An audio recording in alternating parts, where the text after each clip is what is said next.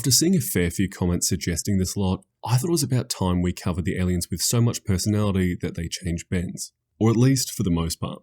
Aliens like this are an element of the series that have always sort of been around, particularly if you stretch how literal we're being with our interpretation of aliens with a lot of personality, but we'll get more into that as we go along. For the most part, these are a batch of alien transformations who, for whatever reason, belong to species that all share personality traits so strongly that it's in their DNA. It's not a cultural thing from the homeworlds, it's well beyond skin deep. I'll be largely grouping these and covering these aliens per series. I'd highly suggest you stick around for the last alien on this list, come Omniverse being the most out there and unusual on this list. A small aside, but I'd regret it if I didn't bring it up, Ghost Freak. At least at the time, this was less the transformation itself, it's the transformation's DNA source, Scare, who through having his DNA inside the Omnitrix became trapped in it, and through that, trapped in Ben, and in one instance, took over Ben, resulting in one of my favourite scenes to use as B-roll in videos, where Scare controlling Ben as Ghost Freak absolutely brutalises the Circus Freak trio, who from then on are absolutely petrified, and rightfully so, of Ghost Freak. That and the rest of the episode from that point is just a great example of the classic series, particularly the moment we get the reveal of Ghost Freak or Scare's true form. But I've gone down a bit of a side tangent there. Let's move on to alien transformations that more consistently change Ben's personalities rather than sort of once-offs. Sticking with the classic series here, we get an alien whose abilities kind of inherently change the way Ben approaches situations, along with being one of the two that most change the way he not only behaves, but how he fundamentally thinks. This one's pretty straightforward, being one of the smartest transformations in the Omnitrix. The only real difference it makes to Ben beyond being a tiny little frogman is his intelligence, and with that, Ben carries himself differently. He's more analytical and kind of mentally detach himself from situations, and for the most part, leans away from Ben's more emotional way of thinking and becomes a more logical kind of character. That and his speech pattern changes pretty drastically, which, thinking about it now, is rather different from the other Galvins we see in the series, but maybe that sort of comes down to his intelligence being new to Ben, while it's more a matter of fact to an ordinary Galvin who's not just a Galvin for a few minutes at a time. Moving on to the one other example in the classic series that affects how Ben carries himself, we've got Ditto, who, I'm sorry for this, I didn't plan this pun, but somewhat stretches the definition of changing Ben's personality. Unlike Grey Matter or even Ghost Freak, Ben isn't possessed, nor should his thinking really change all that much as Ditto. Despite now being able to multiply himself and have all sorts of parallel thoughts, that isn't the thing that changes him, he just does inherently act differently. And in reality, I'm sure Ditto's personality comes down to the fact that he looks so similar to Yakko from the Animaniacs, who so happens to have the same voice actor in Rob Paulsen.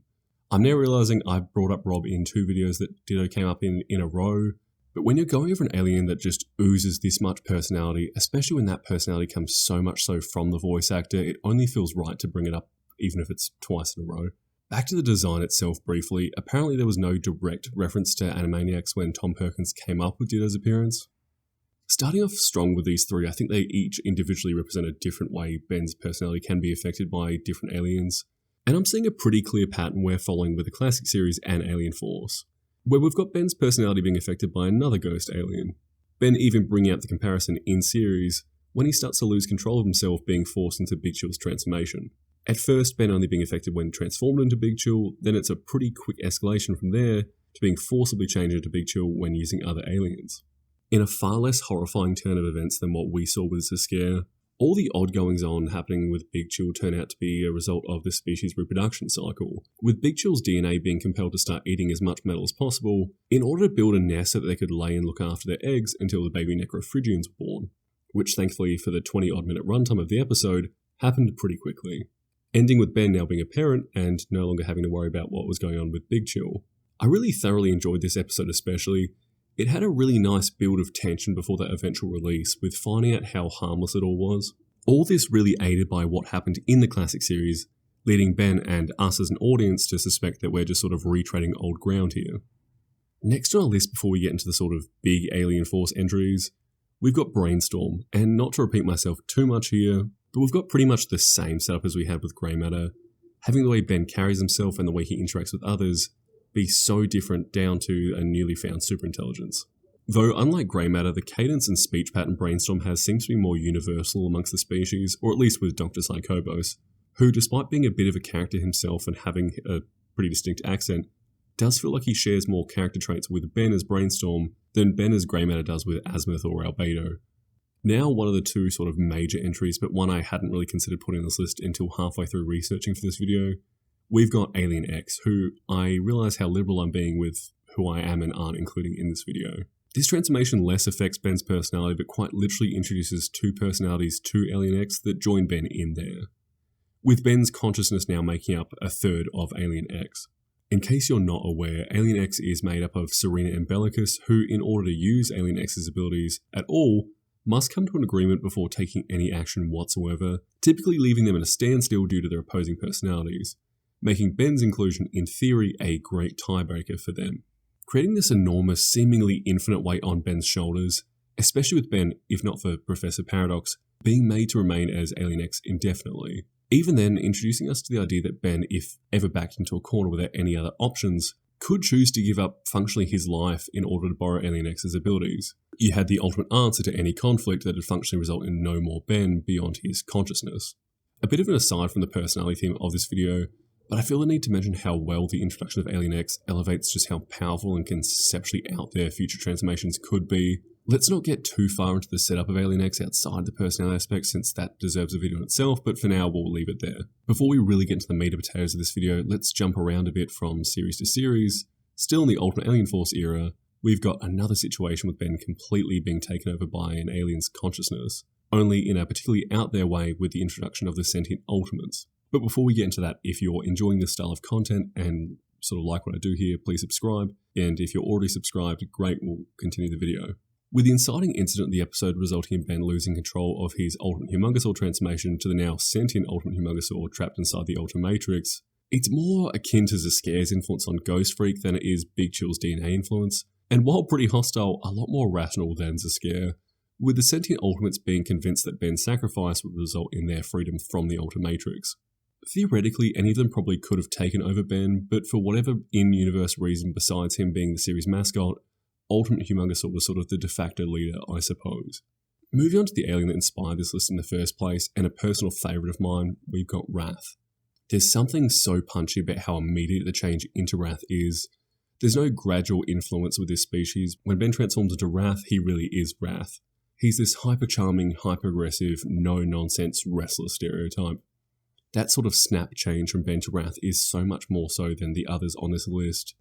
Each of the aliens on this list sort of change how Ben carries himself and how he interacts with others, or any given situation, but Rath feels like his own little guy. He's not a separate entity from Ben, and he's not Ben, he's sort of this in-between. I think this change is made all the more memorable by his introduction making him the second alien on this list to have Ben being forcibly stuck as this transformation for the majority of an episode, the first being Grey Matter. Rath's personality being down to being an amalgamation of Wolverine, Hulk, and Hulk Hogan, which is a pretty interesting mix that turns out to mesh pretty well.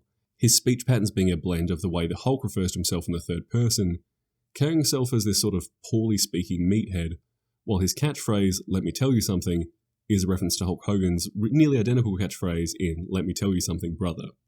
And speaking of the way he speaks, this is another transformation, like Ditto, who heavily owes a lot of his charm, even beyond a regular alien transformation, to his voice actor in John DiMaggio. Another quick aside, it'd be easy to cover the Benton characters John doesn't voice, especially during the Ultimate Alien Force era. It's just that Rath is, for me, the perfect alien for John. But back to what makes Rath Rath in series. His species is the main factor here. It's not like a brainstorm or a grey matter with Ben becoming more intelligent. This species makes Ben aggressive, and I don't want to say directly less intelligent, but his decision making is certainly clouded by how aggressive Apoplexians are. Their whole culture is based around fighting. Any conflict can be solved with yelling and punch-ons, having their main form of chat being yelling. All this to say, Rath is that perfect shining example of aliens that belong to species that personality traits run so deeply that it's in their DNA. Moving on to Omniverse, we've got a somewhat mixed bag of personality-filled aliens. These three all kind of fall under an umbrella category of aliens with particularly distinct voices. Not to get too ahead of ourselves, but to tease and sort of touch on all of them a bit, Atomics is this futuristic Zap Brannigan type. Shock Squatch is so inherently Canadian that I find it amusing, and Bullfrag is this sly Stallone sound-alike. We'll get started with the one with the least reason to make it onto this list in Shock Squatch. There's not a lot to say here, I just wanted a reason to discuss why there's an alien species who so clearly has a Canadian accent. You could argue a bunch of aliens have whatever accent the voice actor may have, But Shock Squatch so heavily leans into that Canadian accent in a way that I really get a kick out of. And before we move on, I just really want to point out how so much of these aliens' personalities come down to stellar voice work. Back to Atomics, who probably has a more justifiable place on this list, with a pretty obvious shift in the way Ben behaves. He becomes this ultra-theatrical, almost shonen protagonist type. His vocabulary totally shifts and even changes how he refers to others. That and he becomes super dramatic, naming his attacks, again in a very shonen kind of way. In researching for this video, it turns out that shonen comparison is more appropriate than I realised, with the way Atomics charges his attack being based on Goku's Kamehameha. Otherwise, his voice is eerily similar to the Batman Brave and the Bold's take on Aquaman, or Captain Laserbeam from Thrilling Adventure Hour. But I've always felt like he was a bit of a Zap Brannigan type, as if Zap from Futurama clambered into a robot suit and was bigging himself up a bit with a bit of bravado. And finally, like I mentioned at the start of this video, Bullfrag, who along with being a later addition to the series, brought with him a very distinct personality, being so much so separated from Ben that the series used this as a way of hiding Ben as an incursion double agent in his debut episode, with characters as close to him as Gwen and Kevin not realising it was Ben at first, particularly Kevin. As I said earlier, his personality and mannerisms were based on Sylvester Stallone, and canonically, for whatever reason, Bullfrag is Ben's most handsome alien, according to Derek J. Wyatt. The most major change here, and we're at this point in this video, is that Bullfrag, not Ben, Bullfrag is attracted to Empress Ataya. Ben as Bullfrag even saying, "Don't blame me, blame this DNA." Ben in his human form actively not being interested. Anyway, that's my very hodgepodge list. A few of these grouping aliens together videos sometimes stretch the rules a bit for the sake of it, but this one's really all over the place with what I have and haven't included. If you feel I've missed any or even feel some of these shouldn't have made it, let me know. Otherwise, if you've made it this far into the video and aren't subscribed, please do so. And if not, either way, I appreciate you being here. Thanks for watching.